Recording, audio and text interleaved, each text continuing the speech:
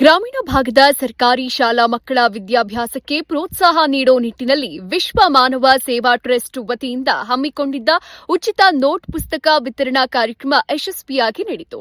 ತುಮಕೂರು ಜಿಲ್ಲೆಯ ಮಧುಗಿರಿ ತಾಲೂಕಿನ ಮಿಡಿಗೇಶಿ ಹೋಬಳಿಗೆ ಒಳಪಡು ಜಿಡಿಪಾಳ್ಯ, ರೆಡ್ಡಿಹಳ್ಳಿ, ಗೊಲ್ಲರಹಟ್ಟಿ ಹಾಗೂ ಕಸಾಪುರ ಗ್ರಾಮಗಳಲ್ಲಿ ಈ ಸಮಾಜಮುಖಿ ಕಾರ್ಯಕ್ರಮ ಆಯೋಜಿಸಲಾಗಿತ್ತು.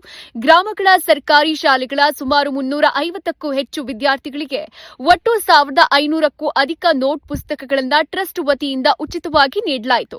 ಹೊಸ ಪುಸ್ತಕಗಳನ್ನು ಕೈಯಲ್ಲಿ ಹಿಡಿದ ವಿದ್ಯಾರ್ಥಿಗಳ ಮುಖದಲ್ಲಿ ಸಂತಸ ಎದ್ದು ಕಾಣ್ತಾಯಿತು. ನಿರಂತರ ಸಾಮಾಜಿಕ ಸೇವೆ.